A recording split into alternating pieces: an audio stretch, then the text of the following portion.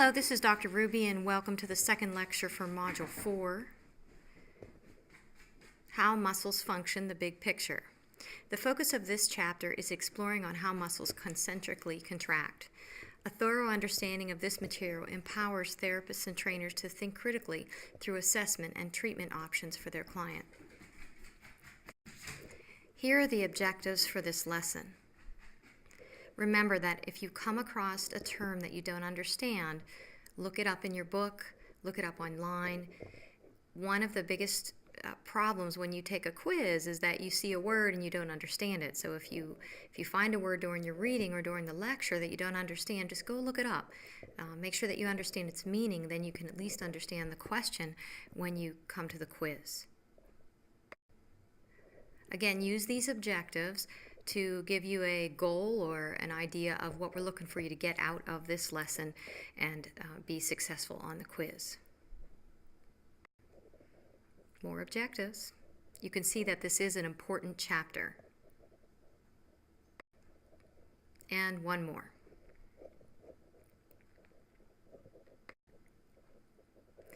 Muscles generally attach using their tendons from one bone across a joint to another bone. When a muscle contracts, it creates a pulling force on its attachments. This pulling force attempts to pull the two bones toward each other, shortening the muscle toward its center.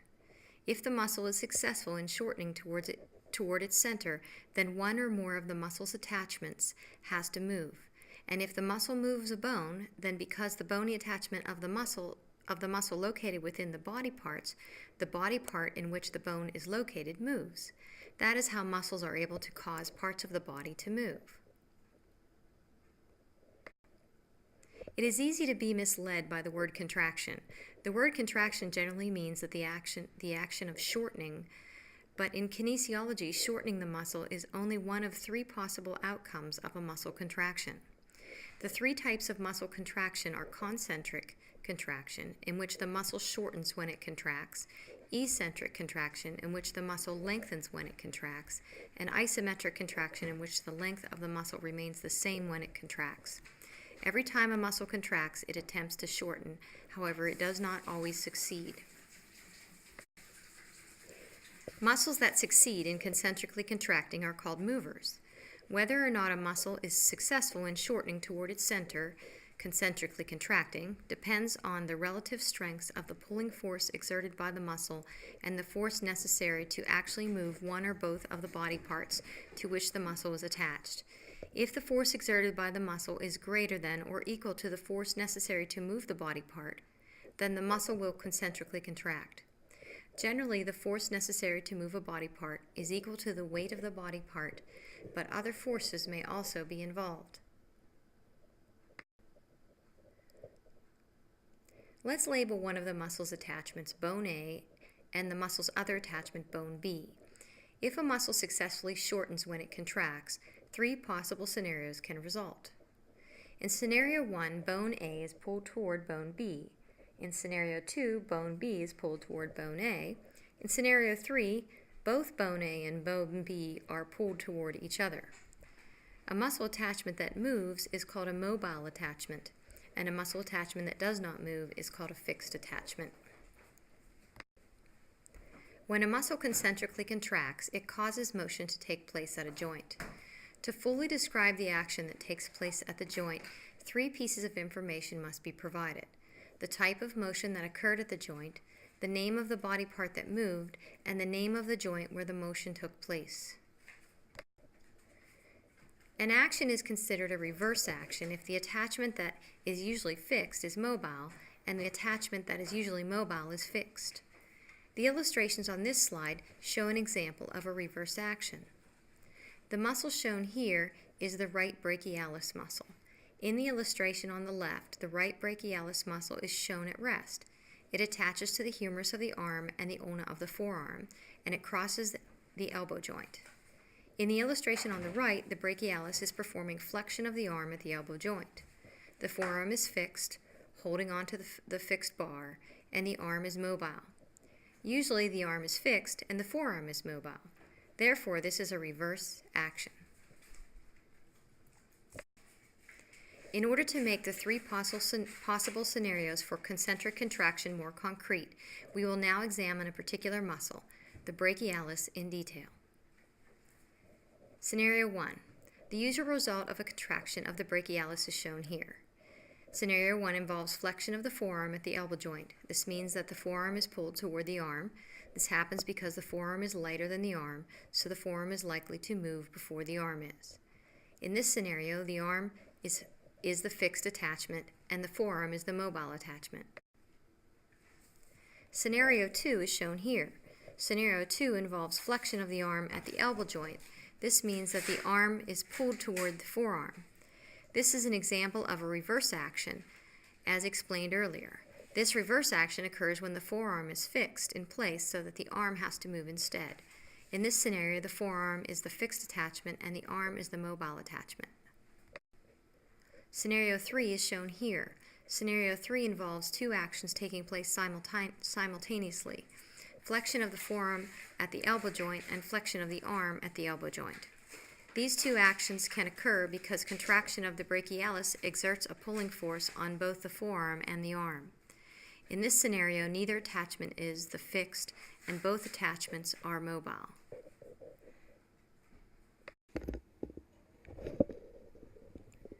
It is important to recognize that the brachialis muscle is not able to choose which of its attachments to move when a muscle contracts. It merely exerts a pulling force toward its center.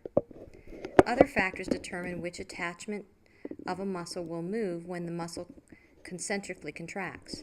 The most common factor that influences which attachment will move is the relative weight of the body parts. Another common factor is the use of the fixator or stabilizer muscles by the central nervous system. Fixator muscles stop or fix one of the attachments of a mover muscle.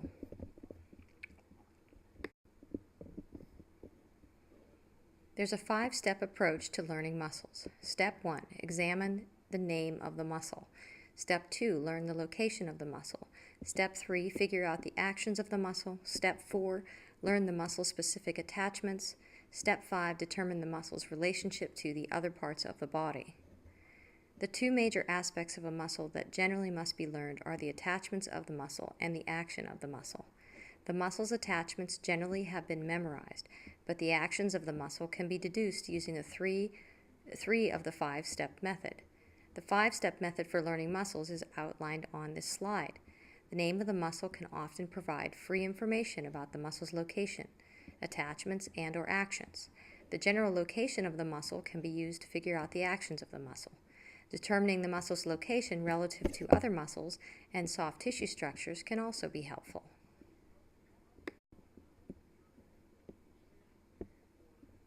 The actions of the muscle can be deduced by first determining the direction of the muscle's fibers relative to the joint that it crosses, and then deducing from that information the line of pull the muscle has relative to the joint.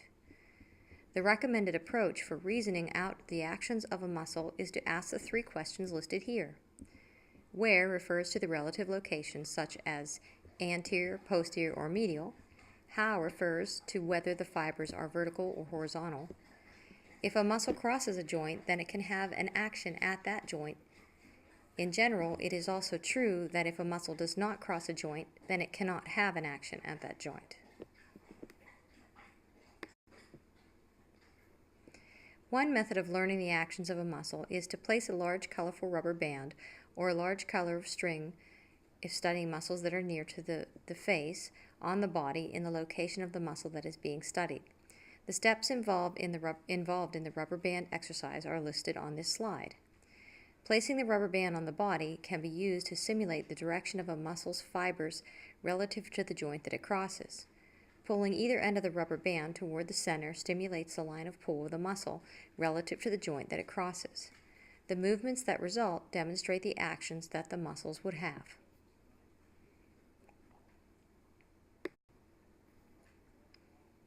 These are the objectives for section 11.2.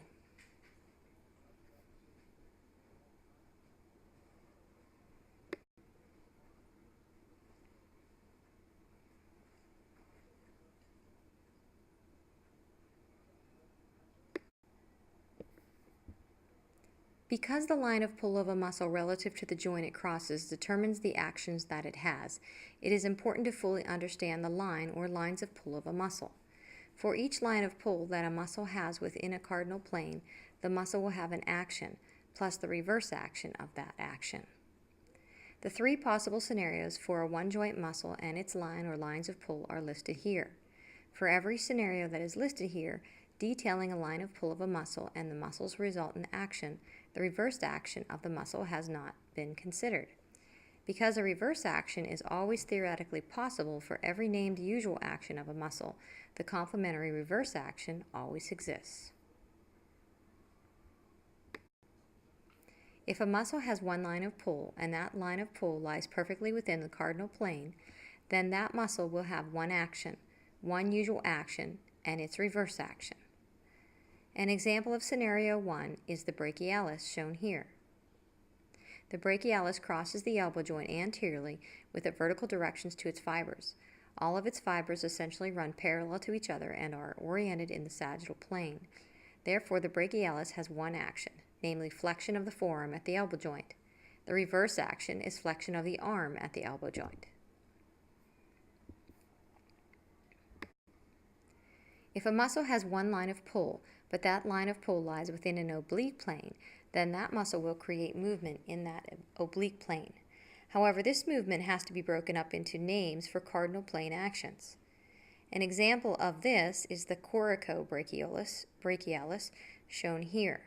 The coracobrachialis has a line of pull that is in an oblique plane that is a combination of sagittal and frontal cardinal planes.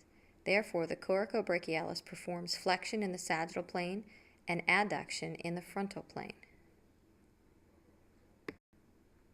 If a muscle has more than one line of pull, then for each line of pull that is perfectly oriented in a cardinal plane, one action, one usual action, and its reverse action will be possible.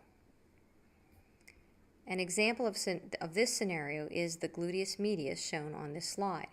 The gluteus medius has posterior fibers, middle fibers, and anterior fibers, each with a different line of pull on the femur at the hip joint. The posterior fibers pull in an oblique plane and produce a combination of extension in the sagittal plane and abduction in the frontal plane and lateral rotation in the transverse plane. The middle fibers are oriented perfectly in the frontal plane and produce abduction in the frontal plane. The anterior fibers pull in an oblique plane and produce a combination of flexion in the sagittal plane, abduction in the frontal plane, and medial rotation in the transverse plane. If a muscle crosses more than one joint, it is a multi-joint muscle.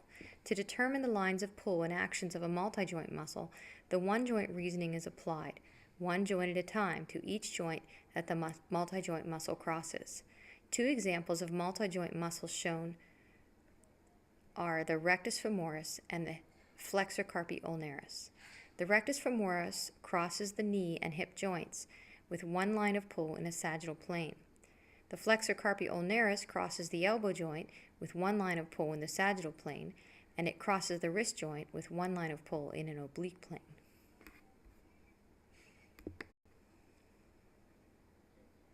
A muscle cannot choose which of its actions will occur. Muscles are basically machines that contract when they are ordered to do so by the nervous system. If a muscle contracts, then whichever motor units are ordered to contract have every muscle fiber within them contract and attempt to shorten. When a muscle has only one line of pull, it must attempt to create every action that would occur from that one line of pull. If the muscle has more than one line of pull, then the central nervous system can direct motor units that lie only within the line of pull of the muscle to contract. Examples of muscles with more than one line of pull are listed here: the trapezius, the deltoid, and the gluteus medius. Instead of looking at each muscle individually and going through all the questions in step 3 of the 5-step approach for each muscle, it can be more efficient to look at the broad functional groups of muscles at each joint. The functional group approach focuses on joint actions and evaluates what factor a muscle must have to cause a joint action. A muscle belongs to a functional group if it shares the same function as the other members of the functional group. In this section, a functional group refers to a functional mover group. all the muscles in a group that create the same joint action when they concentrically contract. All muscles that have a specific factor or factors that is necessary to create a particular action are considered to be part of the same functional mover group. For example, the brachialis flexes the forearm at the elbow joint, and it crosses the elbow joint anteriorly with a vertical direction to its fibers. The functional group approach points out that all muscles that cross the elbow joint anteriorly with a vertical direction to their fibers flex the forearm at the elbow joint. At each joint of the human body, look for functional groups of movers. In the case of the elbow joint, because it is a pure hinge, a uniaxial joint, it is very simple. Only two functional mover groups exist: anterior muscles that flex and posterior muscles that extend. The muscles of a functional mover group are grouped together because they all share the same joint action. If their joint action is the same, then their line of pull relative to that joint must be the same. This means that a functional group can also be considered a structural group. This means that certain general guidelines can be used to determine where functional groups are located. These guidelines are based on the type of cardinal plane in which the muscle crosses the joint. It should be noted that the location of a functional group that causes a transverse plane action, a rotation action, is harder to determine because muscles that rotate a body part one particular way can be located at different places relative to the joint. Generally, all groups of muscles that cross a joint in a sagittal plane can either do flexion or extension.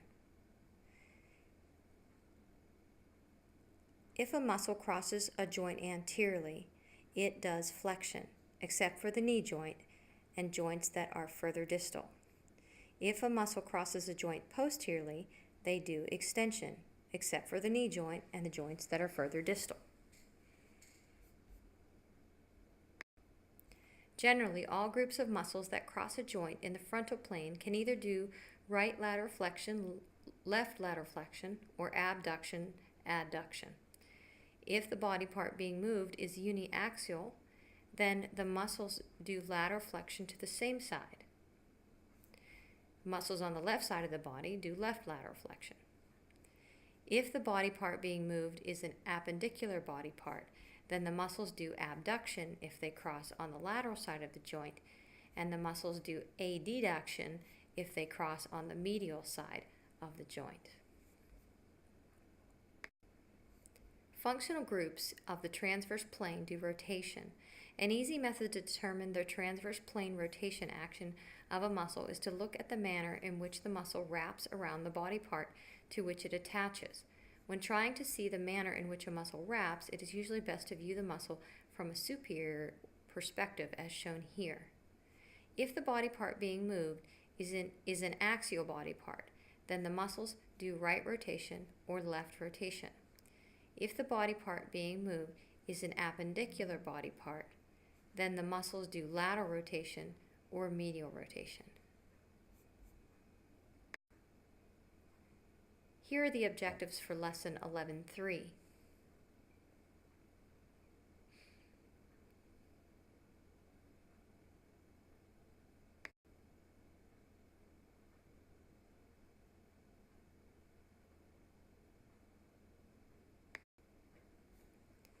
The off-axis attachment method is another method that can be used to determine the rotation actions of a muscle.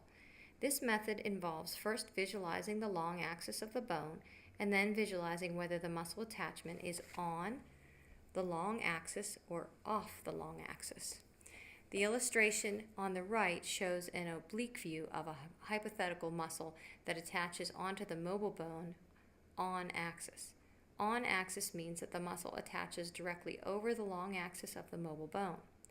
When this muscle contracts, even though the mobile bone will be moved toward the fixed bone, no rotation of the mobile bone will occur because the muscle attaches on axis. The two illustrations on the right show oblique views of hypothetical muscles that attach onto the mobile bone off axis. Off axis means that the muscle does not attach directly over the long axis of the mobile bone. The two muscles shown in C and D attach off axis on opposite sides of the long axis from each other. so they produce opposite rotation actions. When each of these muscles contracts and shortens, it moves the mobile bone toward the fixed bone, and it rotates the mobile bone in the direction indicated by the red arrow. The long axis is the axis of a bone that needs to be visualized in order to determine the rotation actions of a muscle that is attached to that bone. The long axis of a bone is a straight line that runs from the center of the joint on one end of the bone to the center of the joint at the other end of the bone. The long axis usually runs through the shaft of the bone itself, as shown on the previous two slides. However, depending on the shape of the bone, it might not. For example, as shown on this slide, the long axis of the femur lies outside the shaft of the femur.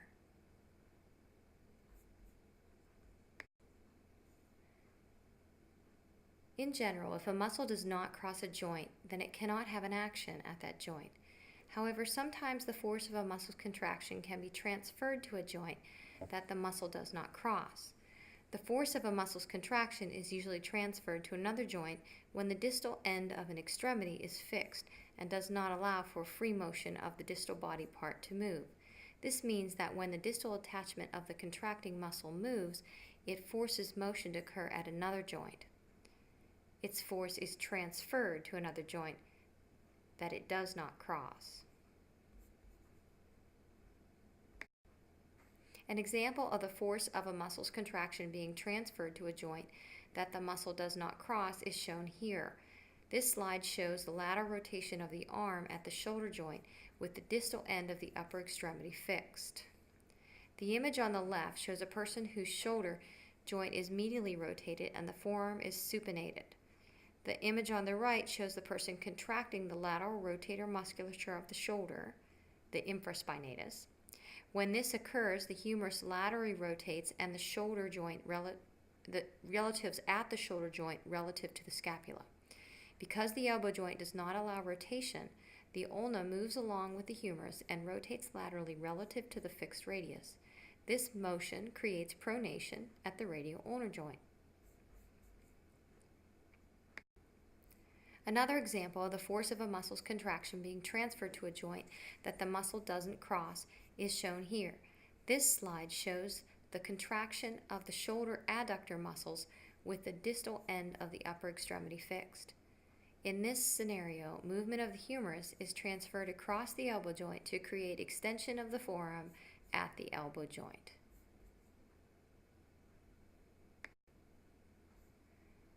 A muscle's action at a joint can change as the position of the bones of the joint changes.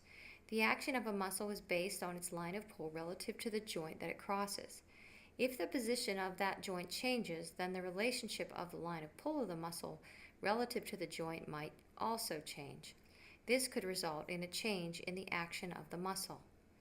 The fact that a muscle's action can change based on the position of the bones of the joint implies that even if an action is listed for a muscle, that it does not mean that the muscle can create that action throughout the entire range of motion of the joint. One example of a muscle that exhibits this phenomenon is the clavicular head of the pectoralis major. This slide shows the orientation of the fibers of this muscle relative to the shoulder joint when the shoulder joint is in two different positions. The clavicular head of the pectoralis major is considered to be an adductor of the arm at the shoulder joint because the muscle's line of pull is from lateral to medial below the center of the shoulder joint.